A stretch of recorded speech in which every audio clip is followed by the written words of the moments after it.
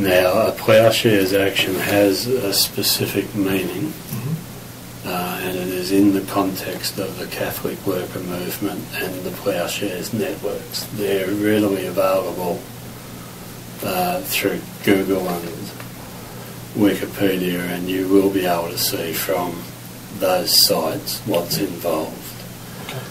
It is defined as an act of direct disarmament, so that equipment which is used in the conduct of war, and I would say that the current war in Afghanistan is unlawful, is an affront to human dignity and to justice.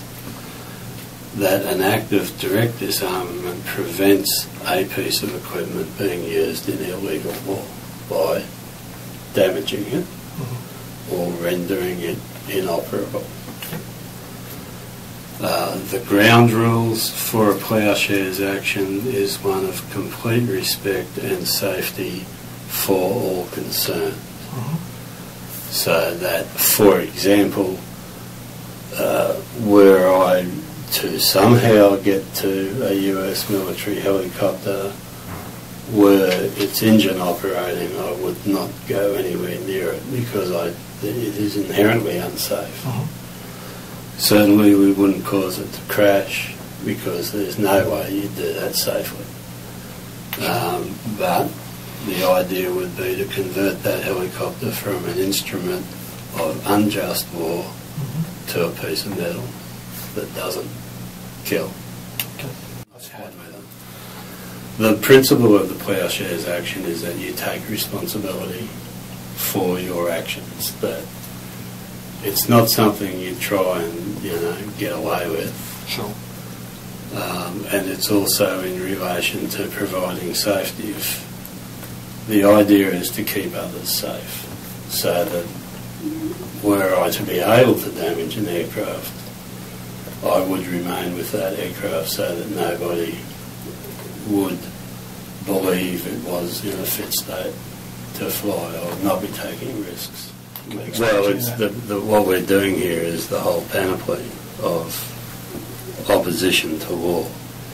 So that things like the Speak Out in the Mall is about engaging community discussion. As I've said before, the stuff around making I forget how I described it before, but a kind of sensational statement to attract media interest is a part of that. I've been building on that first article back in May sometime, or April, when the Bulletin did their front page and Channel 7 did their story. That gets me a hearing when I arrive in town, and it gets me media attention. So the debate we've been carrying on in the last month comes as a result of those statements. And we're interested in continuing that. We would love to see a fuller debate in Rockhampton. There's, I don't want to be critical of the town, but you're not very strong on democratic discussion in this city. And you don't seem to have a culture of it, so part of what we do is provide that.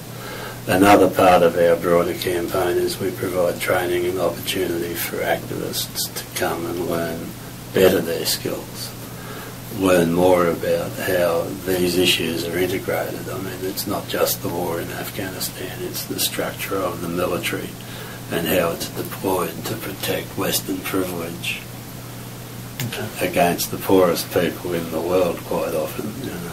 The Afghanis don't have much food. We made them have a lot less.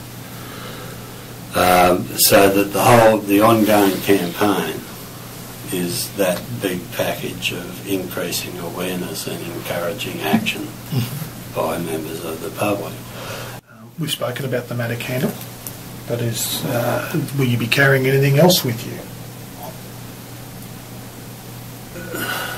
It's traditional, it's usual to carry material to have a shrine and a prayer.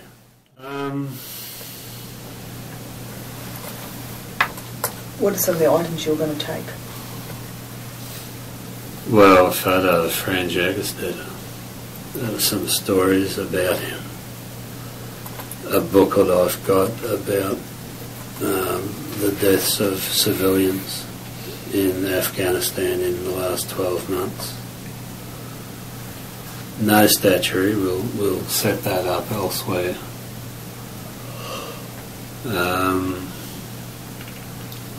Maybe some object. But I think the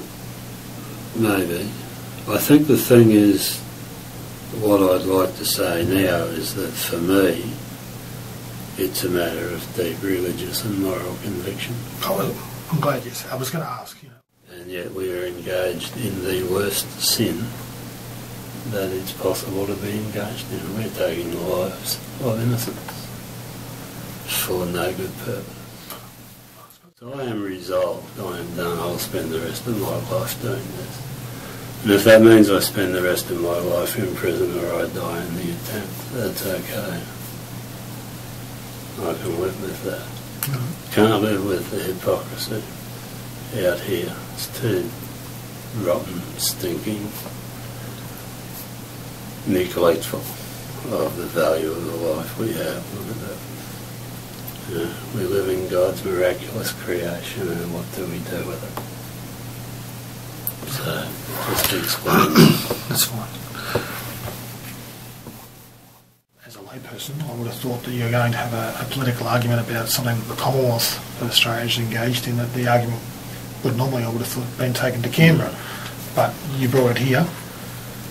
I say publicly and I say it privately too, politicians are not going to do this for us. One, they don't want to.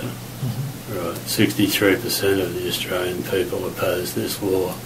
That translates into 2 votes in the House of Representatives, and everyone else votes in favour of continuing the war. And even if they wanted to stop it, I don't think they'd know how. I think most of the politicians we have today couldn't find their bum in the dark, even if they had a torch, a friend and a map. So I don't go to Canberra and ask useless, corrupt politicians to solve a problem for me. They're not going to do it. The people themselves can solve this problem. I have a friend, Kieran O'Reilly, and he says that of all the people that marched against the war in Iraq, if 1% of them started to directly interfere in the prosecution of war, it would become impossible to fight it. And that's what I believe. That these people are not going to decide to give up their own privilege. It has to be taken away from them.